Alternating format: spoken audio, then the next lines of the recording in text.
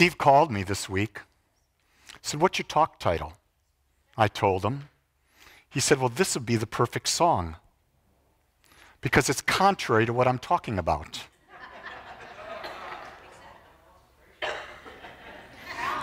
Because I'm going to make an assessment, and I observed people in the room as that song was being played.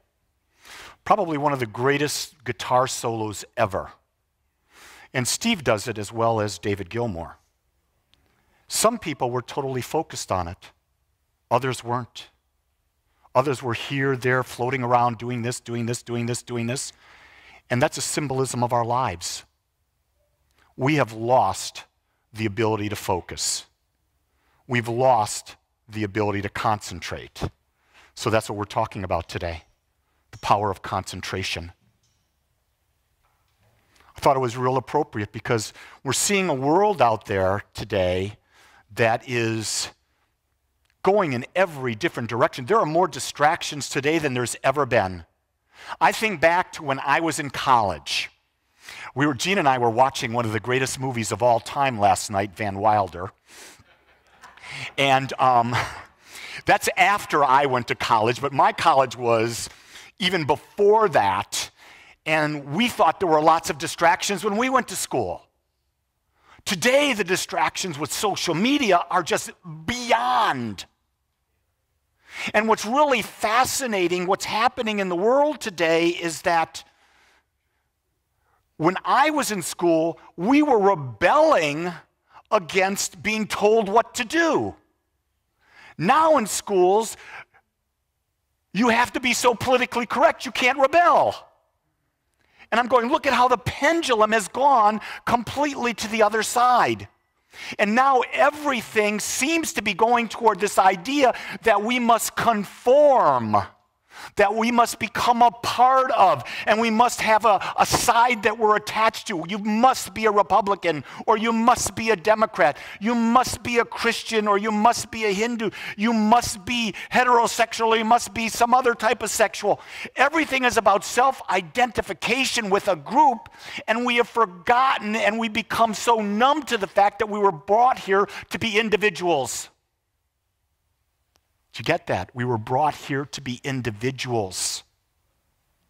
One of the affirmations that I came away with from Dr. John DeMartini was this: no matter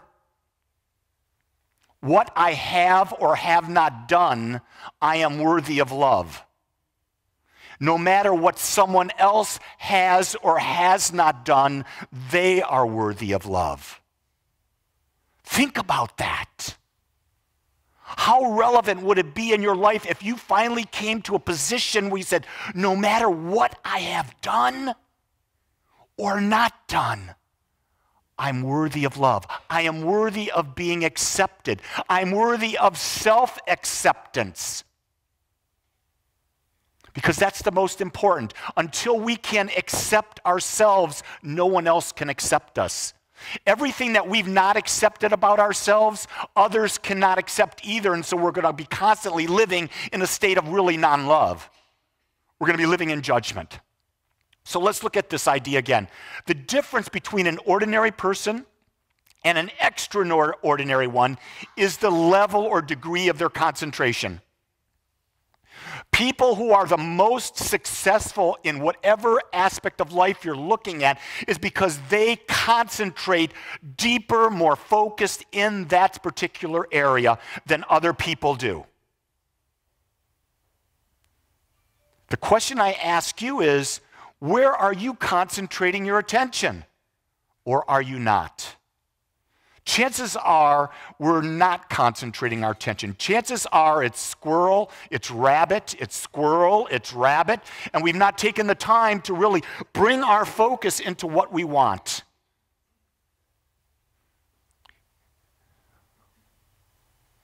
I've been making a real conscious choice that when I'm with people, no matter where, that I focus on them and their eyes, so that I'm not being distracted. So even like when you see me here at Agape and you see me talking with someone, I'm going to be fully present with them.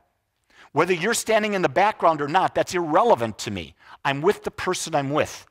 Then when they move on and you were to come up, then I would be fully present with you. I would invite you to consider that as something that you do in your own life. Because if you're with someone, the only way to be in authentic integrity, connection with them, is to be right there. Not thinking about what you're going to do next. Not wondering what someone else is going to think about what you're saying to them. Who gives a flip what anyone else says? I love this one. It was 1987. Gene and I just moved to Dallas. Came here, I was a regional controller for Crum & Forster Personal Insurance. And the first week here, I had to take a personality profile test. And in this personality profile test, the psychologist came in, and he had the whole management team, you know, all 10 of us were there with the regional vice president, and they gave us each our individual results. And afterwards, my regional vice president called me into his office and says, "You and I have some work to do on you." He says, "Yes." And I said, "So what could you be referring to?" And he says, "Well, look at your results.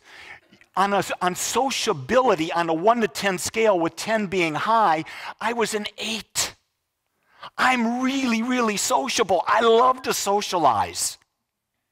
However, in this other category of need to be liked, I was a 0.2. I wasn't a 2, I was a 0.2. And he says, "You can't be in business and do that." And I listened to him go on about how I have to change, and then I finally said to him, I said, "You know, I don't think I have a problem with who I am. I think you do." And I said, "And I think you have a bigger problem within yourself." And he says, "What do you mean?" Because he pulled out his results, and he showed me on sociability, he was a 2. On need to be liked, he was an 8. I said, "You're never going to be in authenticity with yourself because you're trying to people please." Didn't go well for me. Needless to say, 2 years later, when they were closing the company down, the first part of closing down, I was one of the first management to be let go. Why? I didn't fit the mold. Best thing that ever happened to me.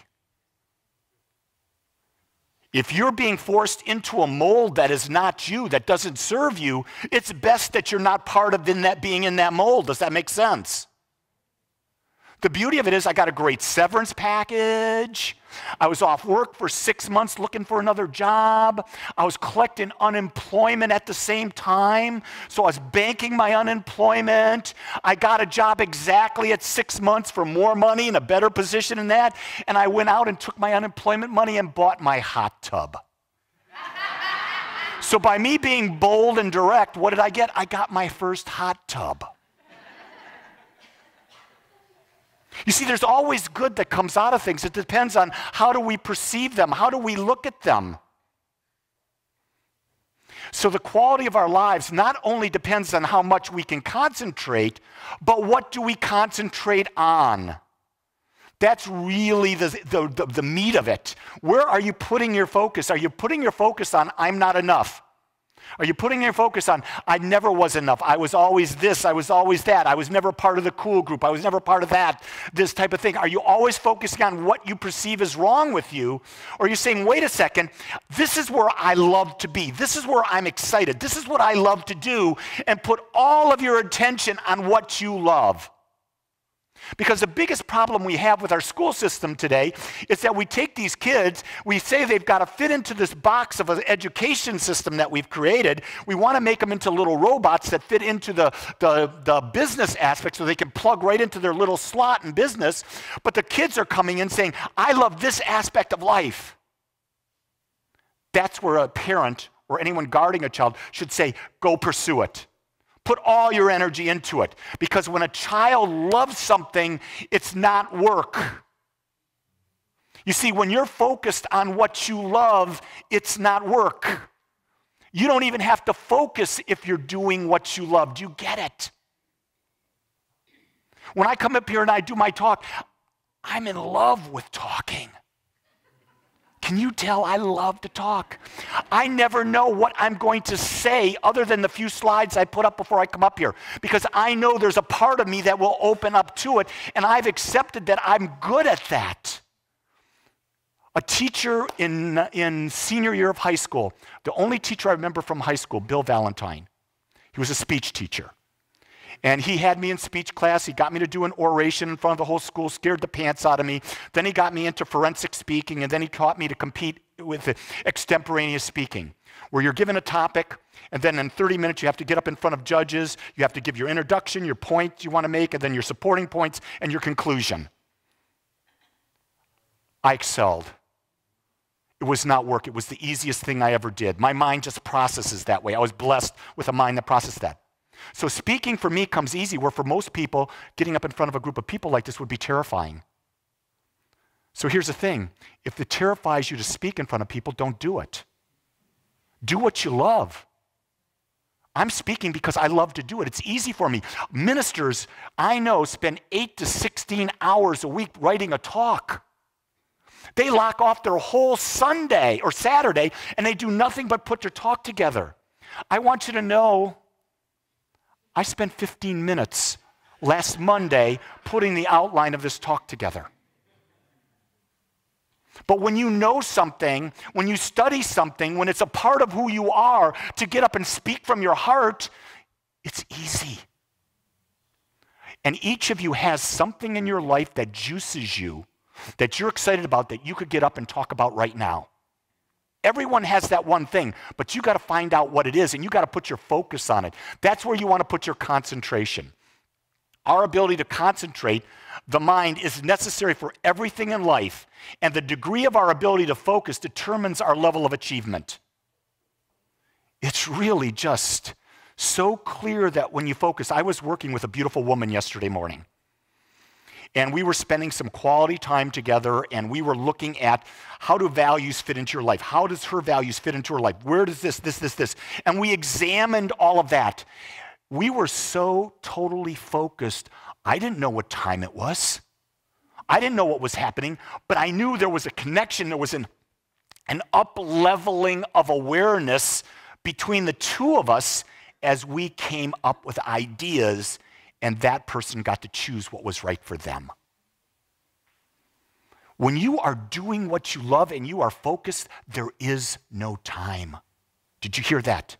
When you are focused, there is no time. If you're constantly looking at the clock, notice I don't even wear a watch anymore. You're constantly looking at the clock, it's because you're bored. You're not doing what you love. You got to find a way to do what you love, or link what you're doing to what you love, knowing that there's a benefit to that. Then time is irrelevant. That's what living in the now means. Living in the now means doing what you love, because when you're doing what you love, time does not exist. If you want to increase the ability to concentrate, we have to challenge ourselves to increase our focus. We've got to challenge ourselves to go beyond. It's not about that. So I was thinking, what could I give you as a practical exercise to help you focus? And I thought the most simplest one that I could give you is take a candle and light the flame.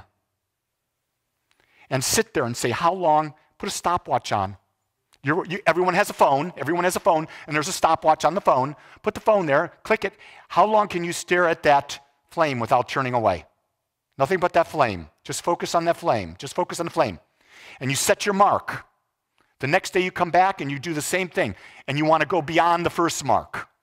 And every day you set that goal so that maybe at the end of a week you can do 5 minutes. And you're saying, 5 minutes, that's nothing. Oh, it's a long time. Who's got a candle? I'll bring someone up here and prove it's a long time. You're going to be distracted really fast. We've been brought up so that society wants us to be distracted. Because when we're distracted, we're not powerful. We're not powerful. We can fit into whatever's been created out there for us to fit into. But you see, the practical idea of life is we were not meant to fit in. We were meant to coexist as unique individual expressions of God, individual expressions of life. But have we taken the time to figure out what that individual expression is for ourselves? Most of the time, no. And then we're living comfortably numb by someone else's desires for our lives, something that we've not consciously chosen. And it doesn't matter what age you are. It doesn't matter what ethnicity you are, what sexuality you are. It doesn't matter. Any of that doesn't matter. The same power that exists in me exists in you. The same power that existed in the great avatars of our life, of the humanity, of Buddha, of Krishna, of Christ, those same qualities exist in everybody. There's no one that's more special than another. Everyone is unique, and everyone has qualities. And they have the same power to create within them. The question is, have you tapped into that? Have you bought into the idea that this is who you are? You have unlimited potential within you. The question is, where are you going to focus that potential? Where are you going to create your life? Doing what we love automatically leads to increased focus. So this week, I'm going to ask you, when you notice you're getting a little bored, think about what it is you're doing. Think about what you're talking about. I get bored with conversation very easy these days. If it's not humor, I love humor, and if it's not going deep talking about self-love, conscious living, exploring new ideas, if you want to talk to me about the weather, or you want to gossip with me, I'm bored. I'm walking. I'm just telling you. I'm just walking because there's no relevance in it. And do you realize that 90% of the conversation we have is gossip? If you are talking about someone else and you're not praising them and they're not there, you are gossiping. I want you to really plant that in your mind so as you go through this week, you understand that, wait a second, I am a gossip. How many people here are gossips? Raise your hands. Every friggin' hand ought to be up. Stop fooling yourself. Even I've got my hand up. Do you notice? That's the thing. We've got to stop. We've got to start admitting to ourselves that we've bought into the society that we live in, and we bought into the norms here, and we have become numb. Now I'm trying to make it uncomfortable for you to be numb. Do you get that? I'm trying for you to be uncomfortable in your numbness so that you come into awareness, you come into focus, and you start to concentrate on what you love, and you start making a difference in your life, which changes the world. That's what you want people of like mind around you to do. You want people that lift you to your greatest self. You don't want people who are, by the way the word is used today, compassionate with you. So I'm going to go back to the word compassion. I love this. I didn't realize this until I studied with John. And the definition of passion is what? To suffer. Okay? When they talk about the passion of Christ, it's the suffering of Christ, right? So when you talk about compassion, compassion means to suffer with. Well, I'm sorry, I'm never going to be compassionate with you. Why would I choose to suffer with you? I will be empathetic with you. I will understand where you are, but I'm not going to lower my frequency to be with the suffering because that doesn't serve me nor anyone I'm with. Do you get that? Lowering your energy level to be with someone doesn't serve them. It just lowers you. And then what happens is you create an energy where the two of you, and maybe the three of you, the four of you, you start feeding on that energy, and what do? You take yourself down further into the well. So don't be compassionate with people. Be empathetic and be an example of what they can lift themselves into. Be the example of where life can go, not where life has to be down there. And I don't mean down there, but at a level that's disconnected. When we're connected, we're accepting. Can that get any more clear? When you're connected, you're accepting. When you're accepting, you're loving. If you're not accepting, you're in judgment. If you're in judgment, you're not in love. Does it get any clearer than that? I think not. The question is, how do we reframe this so we start building new habits? Because everything we do is based on the habits we have. And our habits of thinking are there, so we've got to change our habits of thinking. Here's a really good habit. I can remember when I had my first black lab, Coco. Phenomenal dog. I mean, we got her when my son Stephen was like 4 and Matthew was 2. And she was phenomenal with them. And I loved her, but then she would come up to me and say, I want to go outside. You know, put her head on my, oh, do you have to bother me now? Why are you bothering me? Oh, I have to do this, I have to do that, I have to do that. I've gotten to the point, I basically said, now when Bailey's my 3rd lab, when Bailey comes, I'll be typing away, working away. There's head right here on the elbow, heavy head, and looking at you. I need to go out. I don't resent that. I look at her and say, oh, that's right, I chose you. I want the love and responsibility of having you. And I gladly get up and let the dog out. Same thing happened the first time I went to see my granddaughter in Denver. She was, about 2.5 months, something like that at that time. She's born April 8th. I was there the end of May. Okay, not quite that. And Matthew wanted to go out. Dad, will you take care of the baby while we go out? Well, okay. Well, Dad, she's had a problem. She hasn't gone to the bathroom in a day and a half. Now, that's not good. If you've ever raised babies, you understand the most important thing are your baby's poop habits. Baby's not pooping well, you're not a happy parent. There's just no ways around. You as a mother are going to find that out. Everything centers on the baby poop. Well, I'm there, and we're playing away. She's just a little thing. You know, she's tiny, and I'm just playing with her. All of a sudden, the face, and then the movement. And I'm just, it's like 8-9 minutes of this. I'm going, what's happening with this baby? And then you know what's happening with the baby, and you go to the changing thing, and you go, oh my God, it's beyond the diaper. It's an explosion. So you're there, and you're holding her up with one arm, and you've wiped down as much as you can, and you're taking the faucet with the sprayer from the sink, and you're literally hosing her down, and you know you're not upset. You're not upset at all doing this. Why? I've got a granddaughter. Oh my God, there's nothing better than having a grandchild. So you're willing to do all of this. And then when you've got her for the whole night and she's up all night, it doesn't bother you. Why? You got a granddaughter. And then when you're on, Alexa. We're on Alexa, and Claire's on Alexa in Denver, and she sees us, and Gina and I are clapping, we're making sounds, we're going, woo, woo, we're doing all this stupid stuff. We're playing peekaboo on Alexa.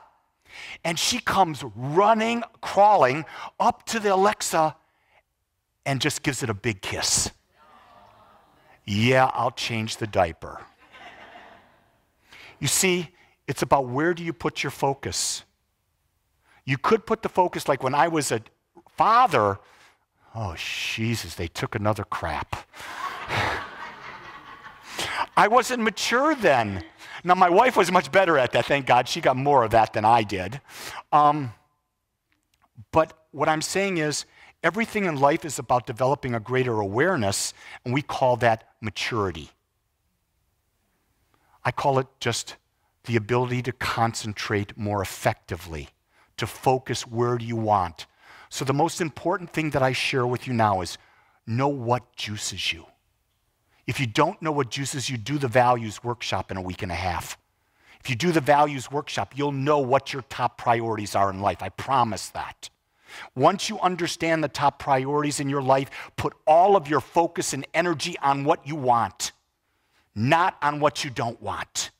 And when you concentrate on what you love, you will have a life that you will be so grateful for, that when you're sitting or lying on your deathbed and you ask the question, did I live my life completely? And you'll go, yes. You'll put a smile on your face and you'll pass. We don't smile when we haven't lived up to what we believe we could have. Give yourself the gift of being present and focused today. Let's pray. I want to thank you for joining us today. I'm so grateful that you took your time to watch or listen to this message. If you found this message beneficial, I would ask that you go to our website, agapecsl.com. Once there, click on the donate button and experience the joy of conscious and purposeful giving. Or if you would like, text your gift by simply dialing 972-532-6976. It is through your gifts that we are able to bring this message to you in the world. I would ask that if you like this message, to please subscribe to my YouTube channel under my name, Lee Wolak. Again, I want to thank you for joining me in the Agape community as we learn how to better self-love through conscious living.